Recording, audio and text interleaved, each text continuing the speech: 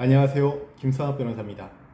저는 대한변호사협회 공식인증 제주형사전문 변호사이자 제주지방법원 재판부별 국선변호사, 제주지방법원 논스톱 국선변호사를 역임하면서 수많은 형사사건의 변론을 성공적으로 수행해왔으며 현재 다수의 형사사건을 수임하여 변론하고 있습니다. 사기죄는 일상적인 금전거래나 계약관계에서도 쉽게 문제될 수 있는 범죄입니다.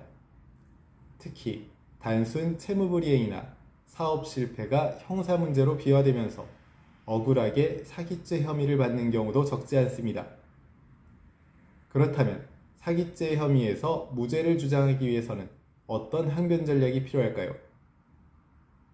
오늘은 제주 사기죄 변호사의 관점에서 핵심적인 대응 방법에 대해서 설명드리겠습니다.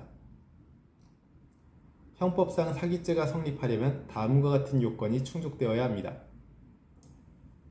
기망행위가 존재할 것, 상대방이 기망행위에 속아 재산적 처분행위를 할 것, 그로 인해 상대방에게 재산상 손해가 발생할 것, 그리고 행위자에게 편취의 고의가 있을 것 등이 요구됩니다.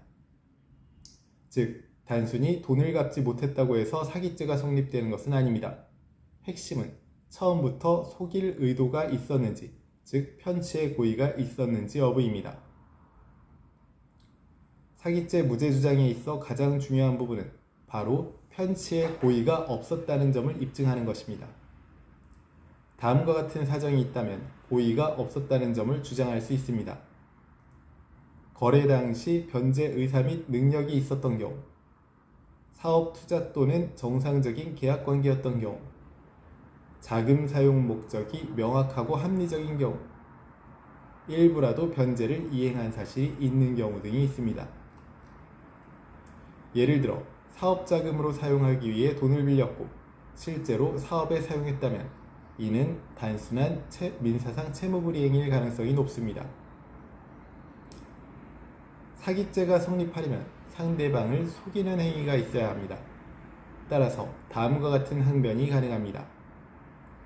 과장된 표현은 있었지만 허위 사실이 아니었던 경우, 거래 조건이 명확하게 설명된 경우, 상대방이 충분히 위험을 인지하고 거래한 경우 등이 있습니다.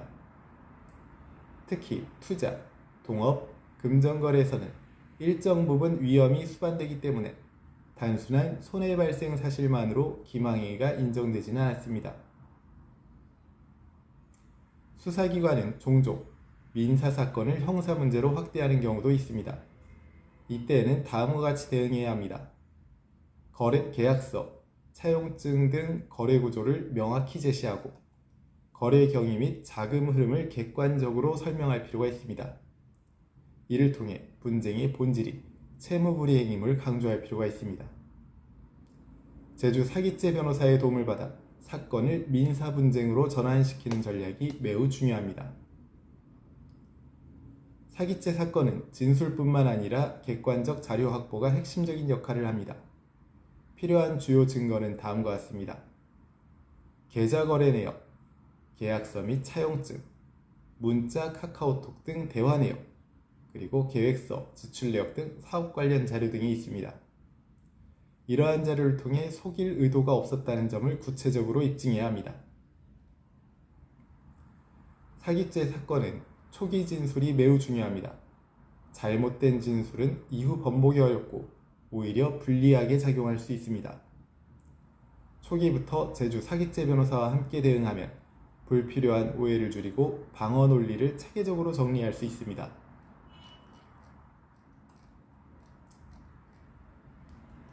현재 사기죄 혐의에 대한 법률적 도움이 필요하시다면 언제든지 제주 형사전문 변호사 김성학 법률사무소를 찾아주시면 신속, 정확한 해법을 제시해드리겠습니다.